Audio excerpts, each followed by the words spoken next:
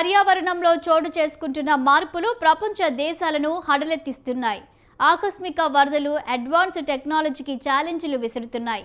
అంతా కామ్గా ఉందనుకుంటున్న చోట కళ్ళు మూసి తెరిచేలోపు ఆకాశానికి చిల్లు పడుతుంది. ఉన్నట్టుండి వరదలు విలయ తాండవం చేస్తున్నాయి. ఇటీవల భారతదేశంలోనూ ఇలాంటి ఆకస్మిక వరదలు ప్రజలను భయపెడుతున్నాయి. అయితే ఈ జల ప్రళయాలకు క్లౌడ్ బరస్ట్ కారణమనే చర్చ జరుగుతోంది.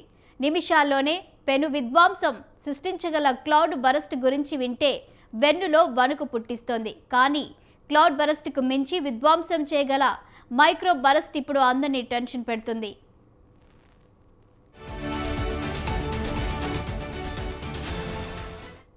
సాధారణంగా అతి స్వల్ప సమయంలో భారీ వర్షాలకు దారితీయడాన్ని మెగా విస్ఫోటం అంటారు. ఈ పరిస్థితిలో గంటకు 10 సెంటీమీటర్ల వర్షపాతం నమోదవుతుంది. కానీ మైక్రో బరస్ట్లో అలా కాదు. ఒక శక్తివంతమైన ఉరుములతో కూడిన మేఘంలోని చల్లని గాలి ఒక బలమైన నిలువు ప్రవాహంలో భూమి వైపుకు తోసుకువస్తుంది. ఈ గాలి తనతో పాటు మేఘంలో ఉన్న నీటిని కూడా అత్యంత వేగంగా కిందకు లాగేస్తుంది. దీంతో సాధారణ వర్షం చినుకులుగా కాకుండా భారీ నీటి స్తంభంలా ఆకాశం నుంచి ఓ నది భూమిపైకి జారి పడిపోయిందా అన్నట్లుగా పరిస్థితి ఉంటుంది. దీన్ని మైక్రో బరస్ట్ అంటారు. ఈ ప్రక్రియలో గంటకు 100 నుంచి 150 కిలోమీటర్ల వేగంతో సుడిగాలులు ఏర్పడతాయి. సాధారణంగా 5 నుంచి 15 నిమిషాల పాటు మాత్రమే ఉండి చెట్లు, విద్యుత్ స్తంభాలు, భవనాలు, ఇతర నిర్మాణాలను నేలమట్టం చేస్తూ విధ్వంసం సృష్టిస్తాయి.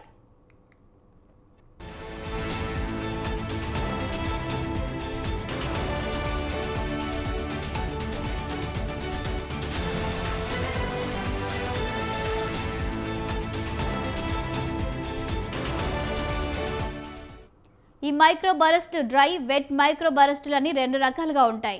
డ్రై మైక్రో బరస్టులో వర్షం భూమికి రాకముందే ఆవిరైపోవడం వల్ల ఏర్పడతాయి. వెట్ మైక్రో బరస్ట్ భారీ వర్షంతో కూడి ఏర్పడతాయి. మైక్రో బరస్ట్ టోర్నాడో చూపర్లకు ఒకే రకంగా కనిపించిన టోర్నాడోలో గాలి సుడిగుండంలా తిరుగుతూ అది ఏర్పడిన చోటిని నష్టాన్ని కలిగిస్తాయి. కానీ మైక్రో బరస్టులో గాలి నేరుగా భూమిని చేరి అన్ని దిశలలో వ్యాపించడంతో దాని నష్టం కూడా విస్తరిస్తుంది. మైక్రో బరస్టులను గుర్తించడానికి రాడర్లు మరియు వాతావరణ పరిశీలన సాధనాలు ఉపయోగించబడతాయి. అయితే అవి చాలా వేగంగా ఏర్పడతాయి కాబట్టి వాటిని ముందుగా హెచ్చరించడం కష్టం.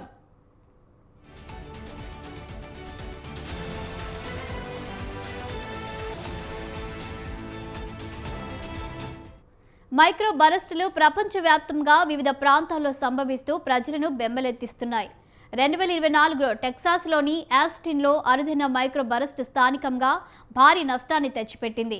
2020లో పశ్చిమ ఆస్ట్రేలియాలోని పెర్త్ నగరంలో సంభవించిన మైక్రో బరస్ట్కు సంబంధించిన వీడియో పెద్ద ఎత్తున సోషల్ మీడియాలో వైరల్ అవుతూ ఉంటుంది. ఆకాశం నుంచి ఒక్కసారిగా నీరు సునామీలా భూమి మీద పడినట్లుగా అనిపించే ఈ దృశ్యం చూసేవారిని అబ్బురపరిచేలా ఉంటుంది.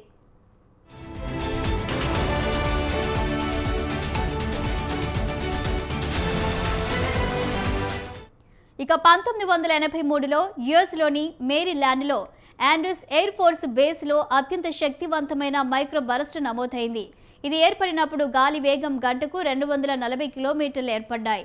1984లో యుఎస్ఏ సౌత్ డకోటా రొవేనాలోని టెడ్ ఫుజిటాలో ఏర్పడిన మైక్రో బరస్ట్ అత్యంత తీవ్రమైనదిగా నమోదు చేశారు. ఇక్కడ గంటకు 257 కిలోమీటర్ల వేగంతో గాలి వీచినట్లు నమోదైంది.